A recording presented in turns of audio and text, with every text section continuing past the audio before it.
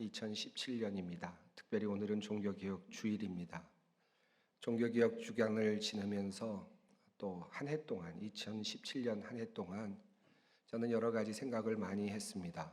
특별히 종교개혁을 단행한 500주년을 맞이하면서 한국 교회는 과연 건강한가, 그리고 우리 개신교회는 과연 건강한가 하는 그런 질문을 던졌습니다.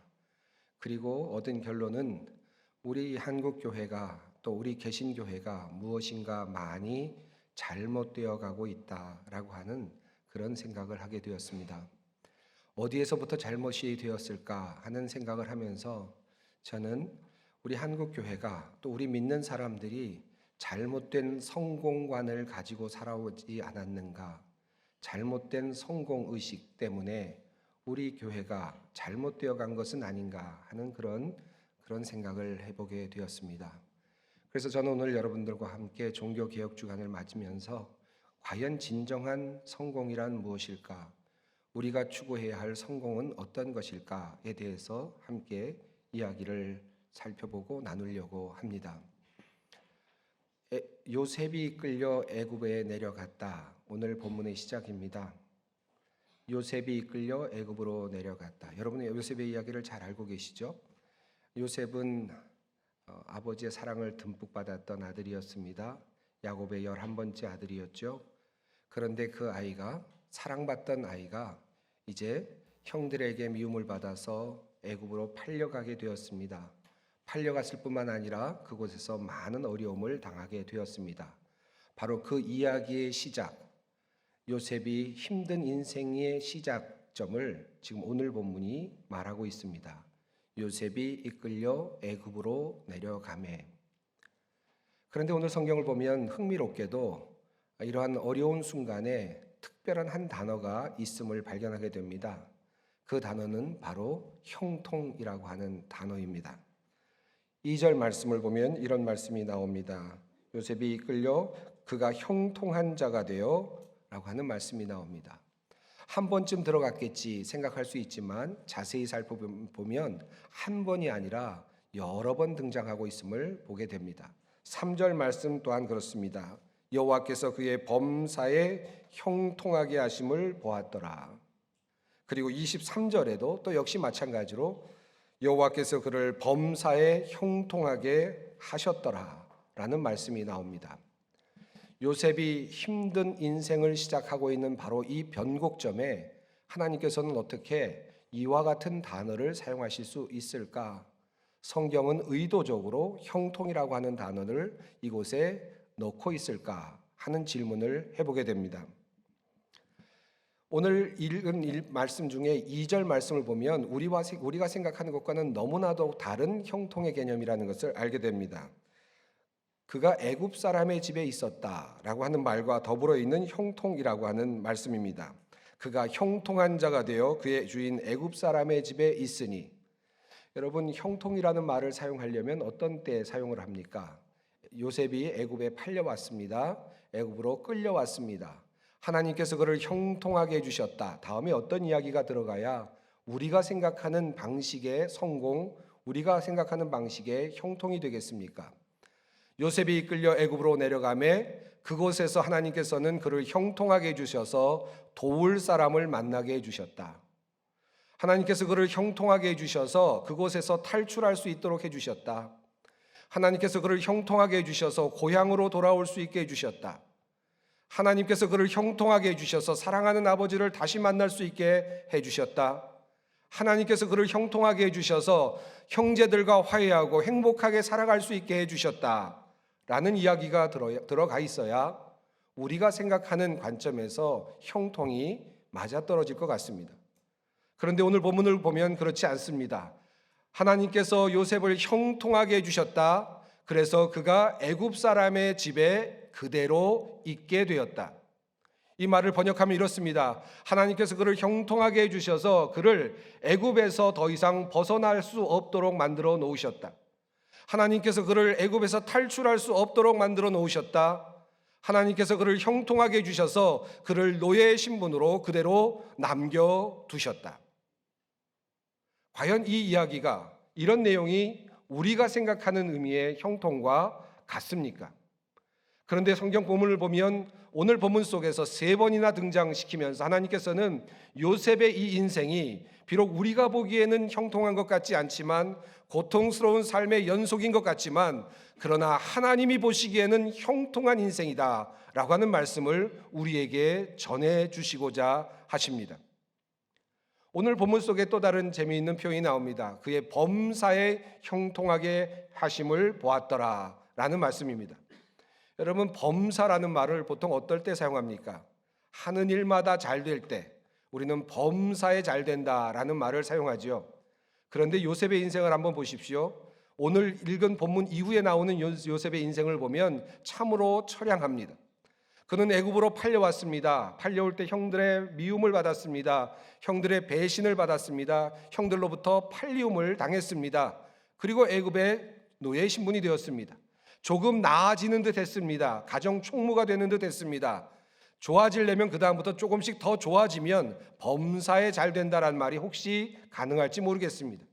그런데 어떻게 되었습니까? 가정 총무가 되었다가 그것도 잠시였습니다. 보디발의 아내의 유혹을 받아서 그것을 거부하다가 결국은 모함을 받고 그리고 감옥으로 떨어지는 신세가 되었습니다. 여러분, 요셉이 그와 같은 인생을 살았던 시간을 얼마나 걸렸는지 여러분 아십니까? 성경을 연구해 보면 대략 13년이라고 하는 계산이 나옵니다. 그가 팔려갈 때 나이가 17이었습니다. 그리고 애굽의 총리 대신이 될 때 나이가 41장을 보면 30으로 나오고 있습니다. 다시 말하면 13년 동안이나 하나님의 회복하심을 경험하지 못한 것이 인생이 바로 요셉의 인생이었습니다. 하루하루 아마 하나님의 회복하심을 기다렸겠죠. 하나님께서 정의를 베풀어 주실 그날을 기다렸겠죠. 하나님께서 자신을 고향으로 돌려보낼 수 있는 시간을 아마 기다렸을 것입니다. 그런데 하나님께서는 적어도 13년 동안 그 응답을 해주지 않으셨습니다. 그런 인생을 가리켜서 범사에 형통하다라는 말을 사용할 수 있겠습니까? 요셉이 처음 보디발의 아내로부터 유혹을 받았을 때 그는 아마 단호한 마음을 가지고 있었을 것입니다. 하나님을 믿고 있었기에 그는 단호하게 그 유혹을 뿌리칠 수 있었을 것입니다. 그의 마음속에는 이런 마음이 있었겠죠. 하나님께서 보고 계신다. 그러므로 보응하실 것이다. 하나님께서 보고 계심으로 내가 정의롭게 살아야만 하나님께서 나를 고향으로 돌려보내실 것이다. 하나님께서 빠른 시일 내에 나를 회복시켜 주실 것이다. 아마 이런 믿음을 가지고 그는 그 유혹을 뿌리쳤을 것입니다. 그리고 나서 그는 하루하루 하나님의 공의가 실현되는 그날을 기다렸을 것입니다. 하나님의 정의가 실현되는 그날을 기다렸을 것입니다. 그런데 도리어 그는 모함을 당하고 감옥으로 떨어졌습니다. 하나님께서 나를 언제 회복시켜 주실까 기다렸는데 마침 술 맡은 관원장과 떡 맡은 관원장이 들어왔습니다. 그들의 꿈을 해석해 주었습니다. 그리고 술 맡은 관원장이 다시 애굽 왕 바로를 섬길 수 있게 될 것이라는 것을 알게 되었습니다.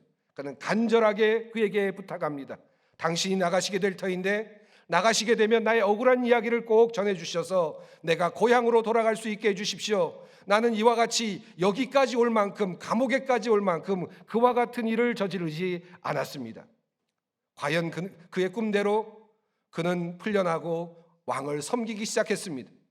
그가 풀려난 다음부터 아마 요셉은 하루하루 하나님의 회복하심을 기다렸을 것입니다. 하나님께서 나를 이제 공의로 다스려 주실 것이다. 나를 고향으로 돌려보내 주실 것이다. 아마 이런 기대를 하면서 하루하루를 보냈을 것입니다. 언제 나에게 좋은 소식이 올 것인가 그것을 기다리며 하루하루를 보냈을 것입니다. 그런데 어떤 일이 일어났습니까? 창세기 40장 마지막 절은 이렇게 그 이야기를 전하고 있습니다. 술 맡은 관원장이 요셉을 기억하지 못하고 그를 잊었더라. 유일한 희망이었습니다. 하나님의 공의의 회복의 유일한 희망이었습니다. 하나님의 응답의 유일한 끈앞풀이였습니다. 마지막 희망이었습니다. 희망줄이었습니다. 그런데 그 줄마저 끊어지고 있습니다. 술 맡은 관원장이 요셉을 기억하지 못하고 그를 잊었더라. 만 2년 후에. 여러분, 이 만 2년이라고 하는 시간, 이 길이가 느껴지십니까? 하루를 살면서 하나님의 회복을 기다렸고요. 하나님께서 또다시 나에게 복을 내려주시거니 생각하면서 또 하루를 기다렸습니다. 하루가 지나갑니다. 아직도 하나님의 회복은 오지 않았습니다.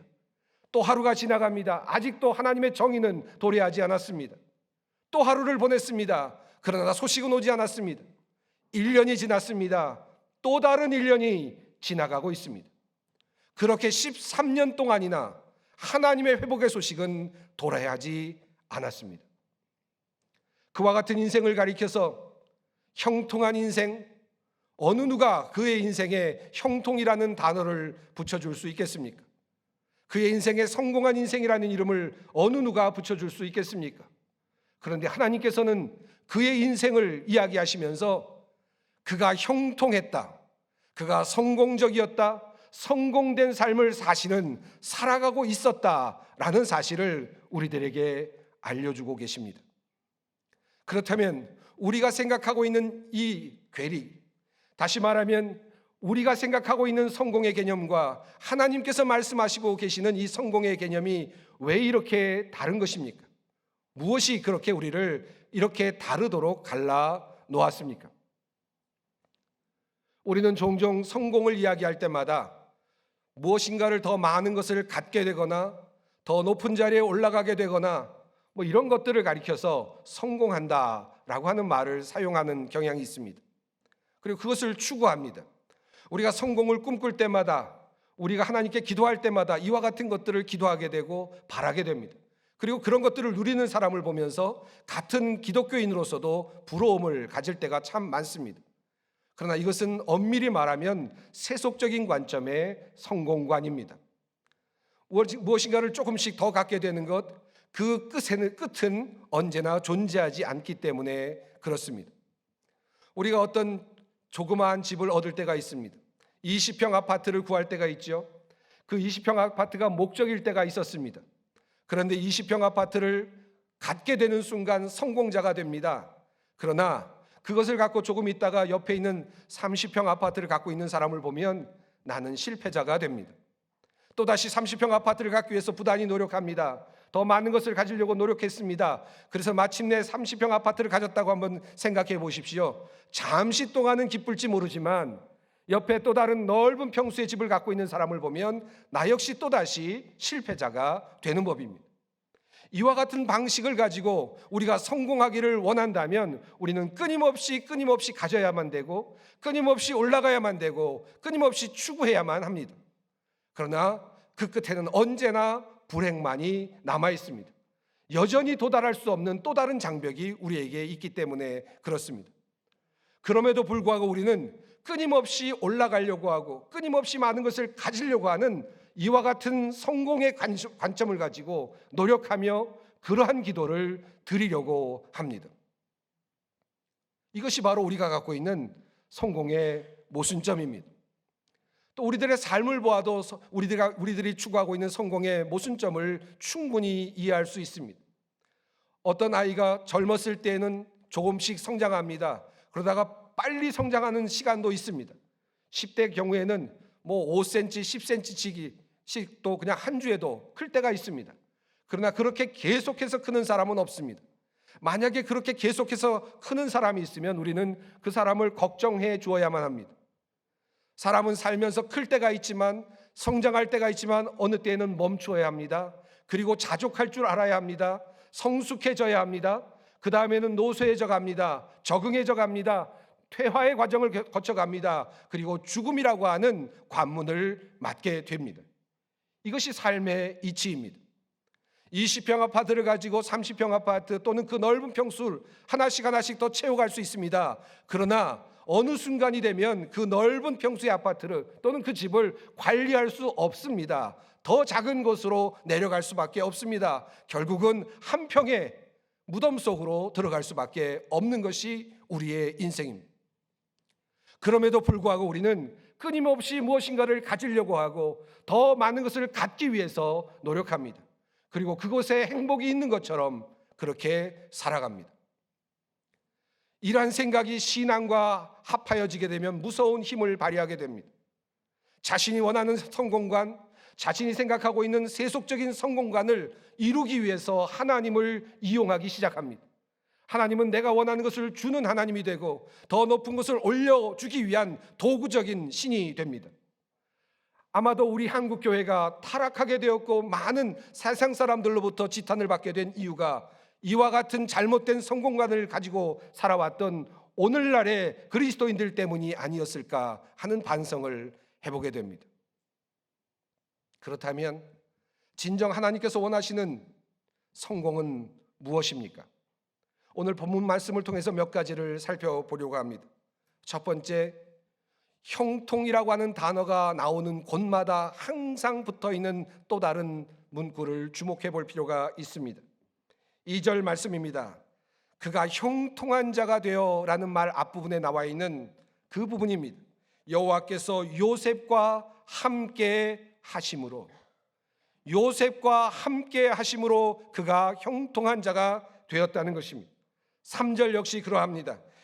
여호와께서 그와 함께 하심을 보며, 23절도 마찬가지입니다. 이는 여호와께서 요셉과 함께 하심이라. 사랑하는 성도 여러분, 진정한 성공이 무엇입니까? 그것은 영원하신 하나님이 우리와 함께 하시는 것입니다. 무엇이 번영이고 무엇이 성공입니까? 영원하신 하나님이 우리와 함께 하시는 것입니다. 왜 그렇습니까? 우리가 가진 것들이 영원하지 않기 때문입니다. 잠시 얻게 되는 인기, 잠시 가지게 되는 권력, 모든 것을 할 수 있을 것 같은 그 재물이 우리를 영원한 행복으로 안내하지 않기 때문입니다. 우리는 결국 늙어가고 시들어가고 죽어갈 뿐입니다. 이 무기력한 죽음 앞에서 우리를 구원하실 유일하신 분이 바로 영원하신 하나님, 우리에게 부활을 약속해 주신 바로 그분이시기 때문에 그러합니다. 그분을 소유하고 있을 때, 그분과 함께 삶을 살아가고 있을 때 우리는 진정 형통한 인생이라 말할 수 있습니다. 왜 이것이 중요합니까? 바로 이것은 모든 사람들에게 공평하기 때문이기도 합니다. 재물이 많은 사람만이 형통한 것이 아닙니다. 하나님과 함께하는 사람이 형통하다면 우리는 나이가 들었어도 형통한 사람이 될 수 있습니다. 죽을 날이 며칠 남지 않은 사람도 형통한 사람이 될 수 있습니다. 병약한 사람도 형통한 사람이 될 수 있습니다. 가난한 사람도 형통한 사람이 될 수 있습니다. 남자도 형통한 사람이 될 수 있고 여자도 형통한 사람이 될 수 있으며 어린아이도 형통한 사람이 될 수 있기 때문입니다. 이는 모두에게 공평한 하나님의 은혜이기 때문에 그러합니다. 그러므로 로마서 8장에서 사도 바울은 우리들에게 이렇게 증언합니다. 그런즉 우리가 무슨 말을 하리요? 만일 하나님이 우리를 위하시면 누가 우리를 대적하리요? 누가 우리를 그리스도의 사랑에서 끊으리요? 환난이나 곤고나 박해나 기근이나 적신이나 위험이나 칼이라. 내가 확신하노니 사망이나 생명이나 다른 어떤 피조물이라도 우리를 우리 주 그리스도 예수 안에 있는 하나님의 사랑에서 끊을 수 없느니라. 하나님의 사랑, 영원하신 하나님과 동행하는 형통한 삶을 누릴 수 있는 그로동교회 모든 성도 여러분들이 되시기를 바랍니다. 두 번째로, 오늘 본문 속에서 살짝 가리워 있지만 살펴볼 만한 매우 중요한 형통의 의미가 있습니다. 그것은 바로 완전히 망할 상태에서 그렇게 되지 않고 버티는 것으로서의 형통의 의미입니다. 역설적 의미의 형통입니다. 죽어야 할 사람이 죽지 않고 목숨을 부지할 수 있다면 이 또한 또 다른 의미의 성공이라는 말씀입니다. 아마도 오늘 수많은 병원의 병동에서는 아마도 이와 같은 성공을 위해서 기도했을 사람들이 많았을 것입니다. 하나님, 오늘 하루만 더 버티게 해주십시오. 하루만 더 성공하게 해주십시오. 하루만 더 사랑하는 어머니와 사랑하는 아버지와 하루만 더 시간을 보낼 수 있게 해주십시오. 그렇게만 해주신다면 여한이 없겠습니다라고 그렇게 기도했을 수많은 사람들이 있었을 것입니다. 아니, 아마도 우리 모두의 인생 속의 마지막 날은 아마도 그날 그 기도를 드리게 될지도 모릅니다.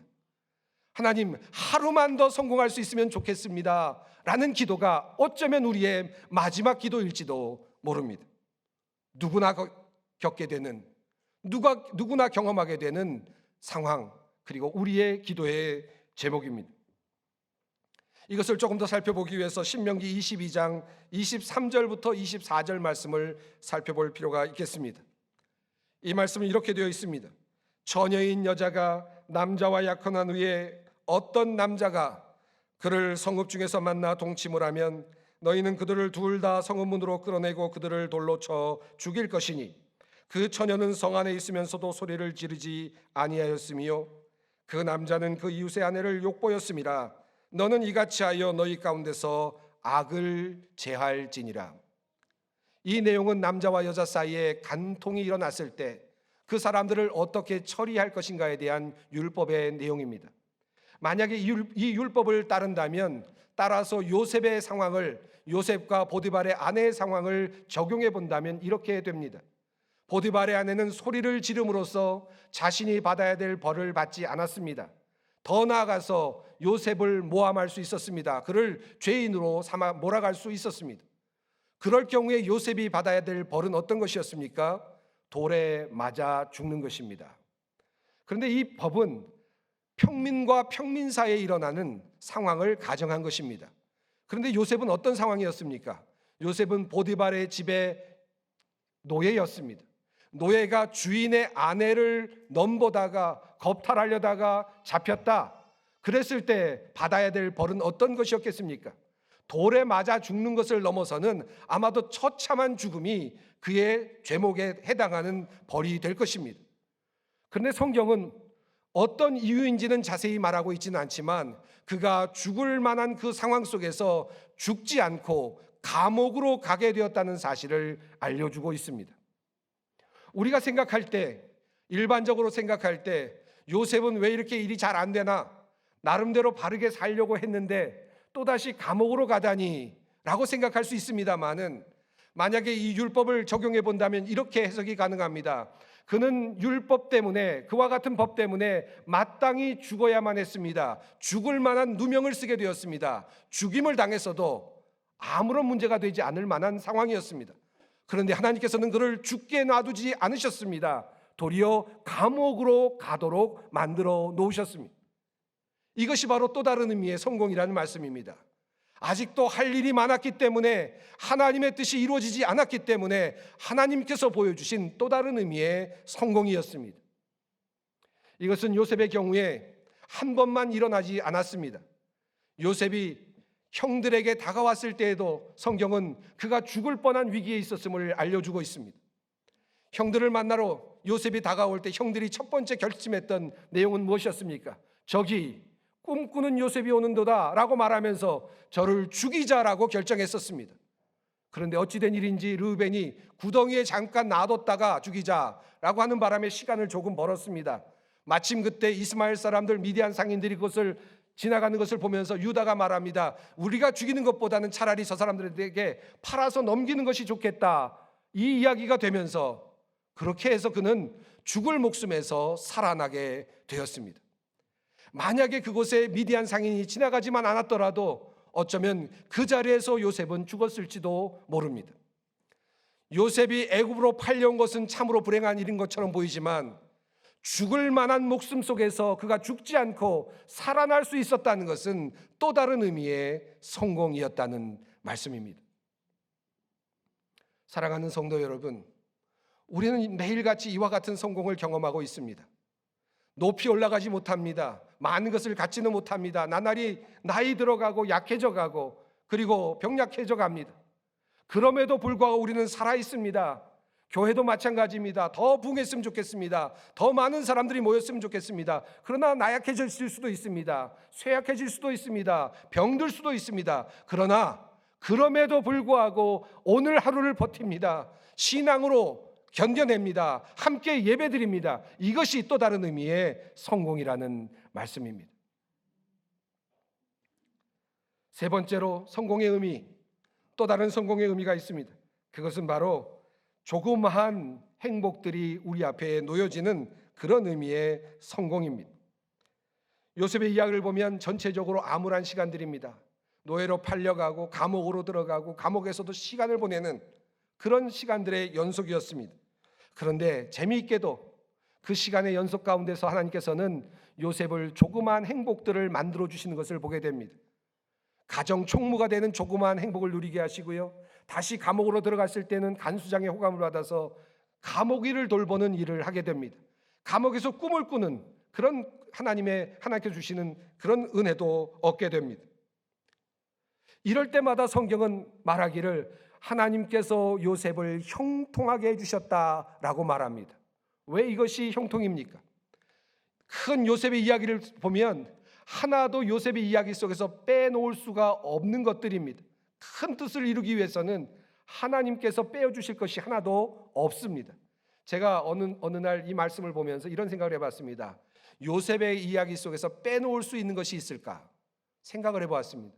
생각을 해보니까 제가 빼줄 수 있는 것은 시간밖에 없겠더라고요. 조금 더 단축시켜주는 시간밖에는 없겠다는 생각이 들었습니다. 그가 요셉이 애굽으로 팔려오지 않았더라면, 애굽으로 팔려와서 감옥에 들어가지 않았더라면 꿈을 해석할 수 없었을 것이고, 그래서 술 맡은 관원장을 만날 수 없었을 것이고, 술 맡은 관원장을 만나지 못했더라면 애굽 왕을 베고 그리고 거기서 총리 대신이 되어서 나중에 7년 대기근의 기간에 사람들을 구하는 일을 하지 못했을 것입니다. 하나도 빼줄 수 있는 것이 없었습니다. 심지어는요, 2년이라는 세월도 빼줄 수가 없다라는 생각을 하게 되었습니다. 만약에 이런 생각을 해봤습니다. 여러분 이런 생각을 해보셨습니까? 만약에 술 맡은 관원장이 바로 가서 그 억울한 심정을 이야기해줘서 그가 풀려났다고 생각을 해보십시오.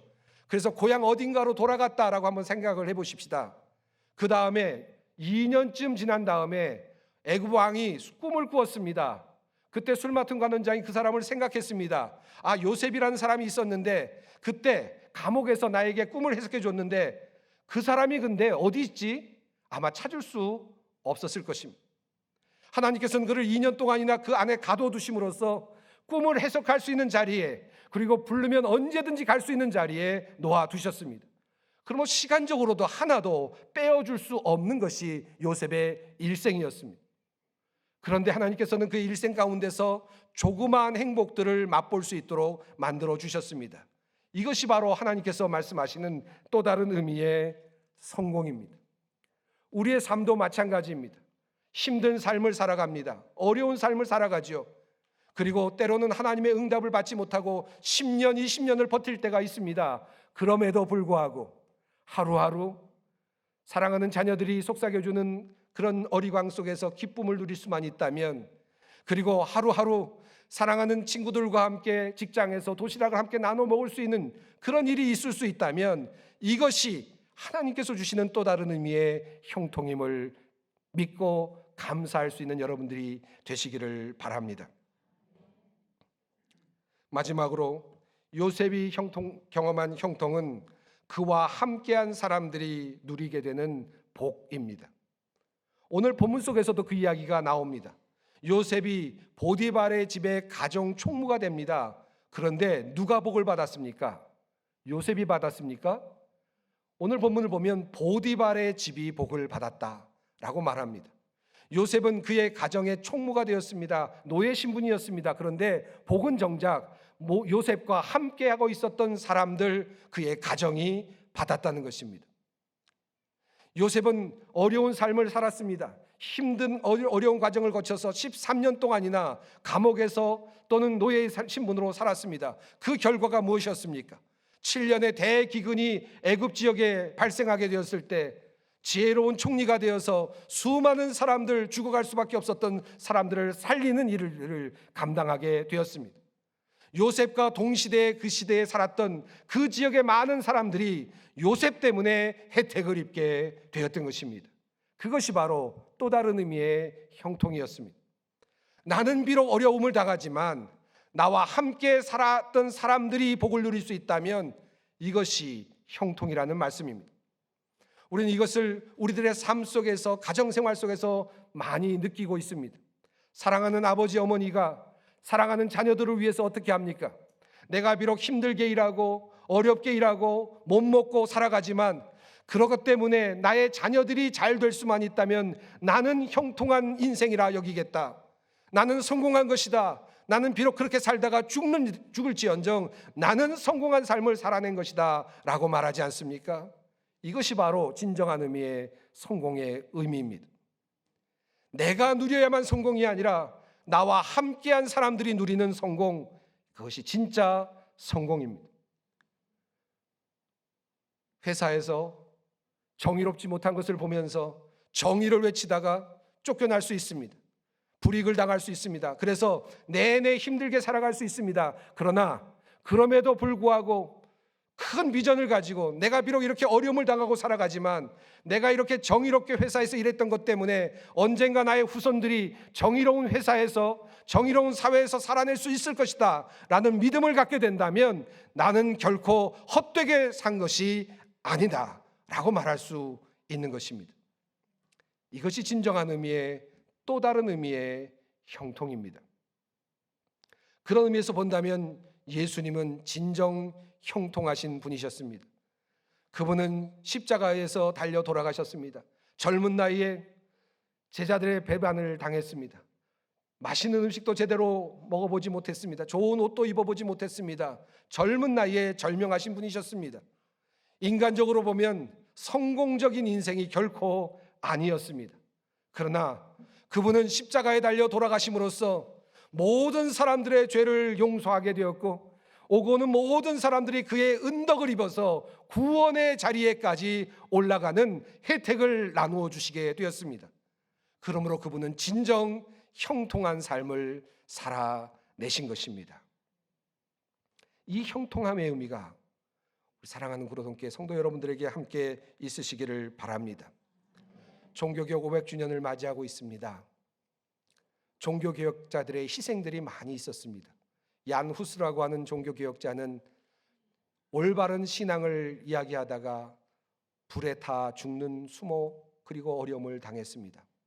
언젠가 제가 종교개혁지를 방문해 보니까 올바른 복음을 전파하던 종교개혁자들을 잡아 죽이는 장면들이 그림으로 그려져 있는 것을 보았는데 톱으로 사람의 몸을 키는 장면들도 있었습니다. 올바른 신앙을 지켜내기 위해서 수많은 사람들이 희생당했습니다. 그리고 우리가 그 신앙의 유산을 물려받았습니다. 그러므로 그렇게 희생당한 모든 종교개혁자들은 형통한 삶을 살아낸 사람들이라 말할 수 있습니다. 저의 선친 김찬호 목사님 2주기를 맞이했습니다. 어저께 우리 교우들께서 오셔서 함께 예배까지 드려주셔서 너무 감사했습니다. 얼마 전에 학교에서 저희 아버님에 대해서 논문을 하나 발표해달라는 요청을 받고 제가 학교에서 논문을 발표한 일이 있었습니다. 저는 아버님의 일을 많이 안다고 생각했는데 저희 아버님에 대해서 논문을 준비하다 보니까 모르던 일들도 많이 또 알게 되었습니다. 저희 아버님께서는 여러분이 아시는 것처럼 성경구락부 운동을 하셨습니다. 가난하고 어려운 학생들을 공부시키는 야학, 그리고 어려운 학생들을 무상으로 공부시키는 운동을 하셨습니다. 그 성경구락부 운동으로 그 당시에 약 100만 명의 사람들이 혜택을 입었습니다. 전쟁 후에 남편을 잃은 수많은 전쟁 미망인들이 있었습니다. 과부들이 있었습니다. 그분들을 모아서 마을을 만들었습니다. 그리고 그들 중에 학교를 할 만한 분들을 모아서 훈련시켜서 성경구락부 교장으로 맡기기도 하셨습니다. 제가 잘 몰랐던 것이었는데 연구를 하다 보니까 한 분이 아니라 수많은 전쟁 미망인들, 과부들을 그렇게 해서 학교들을 맡겼다는 사실을 연구를 통해서 알게 되었습니다. 저희 교회 옆에 있었던 정의여상, 지금은 서울 공연예술고등학교입니다마는 그래서 그때 그곳에도 홀로 사셨던 미망인이 교장을 맡고 계셨습니다. 저는 왜 그분이 교장을 하셨는지 잘 몰랐었는데 연구를 하다 보니까 그것을 알게 되었습니다. 언젠가 제가 저희 아버님께 이런 말씀을 드렸던 적이 있습니다. 저희 어머님은 사범대를 나오셨습니다. 그리고 자격도 하셨습니다. 그래서 제가 아버님께 언젠가 이런 질문을 했습니다. 아버님, 왜 다른 여자분들에게는 학교를 맡기시면서 어머니에게는 학교를 맡기지 않습니까? 그때 아버님이 하셨던 말씀이 있었습니다. 너희 엄마는 남편이 있지 않냐? 아버지가 없는 동네 아이들에게 성탄절이면 늘 신발을 사주셨던 이야기는 우리 구로동교회는 이제 거의 상식이 되었습니다. 신발을 신고 나올 때마다 저희 가족들에게는 새로운 신발이 주어지지는 않았습니다. 특히 자녀들에게. 저희들이 불평할 때마다 저희 아버님은 너희는 아버지가 있지 않니? 라고 하는 말씀을 하곤 하셨습니다. 저는 이러한 선친이신 아버님의 삶이 진정한 형통한 삶이었다고 생각합니다. 다른 사람들에게 혜택을 나누어 주고 함께 나누었던 삶, 그것이 진정한 하나님께서 원하시는 형통한 성공한 삶이 아니었을까 하는 생각을 합니다. 이제 돌이켜 생각해 보니까 구로동에서 살았던 저희 어린 시절이 생각납니다. 형제들 넷, 할머니까지 7인 가족. 그래서 늘 형편이 넉넉한 편이 아니었고요. 때로는 굶을 때를 걱정할 때도 있었고요. 그리고 학비를 걱정할 때는 굉장히 많았습니다. 그런데 그럼에도 불구하고 하나님께서 마치 반석에서 샘물이 솟아올라오듯 하나님께서는 사랑과 행복을 늘 우리들에게 주곤 하셨습니다. 지금 생각해 보니 그것이 형통이었습니다. 하나님께서 주신 진정한 의미의 형통이었습니다. 사랑하는 성도 여러분, 이러한 진정한 형통, 진정한 성공을 누릴 수 있는 구로동교회 여러분들이 되시기를 간절히 바랍니다. 기도하겠습니다. 거룩하신 아버지 하나님, 감사합니다. 오늘 우리에게 말씀을 허락하여 주시니 감사합니다. 이 말씀 우리 마음에 새겨주시고 진정 우리의 삶으로 나타나게 하여 주시옵소서. 우리 주 예수 그리스도의 이름으로 기도하옵나이다.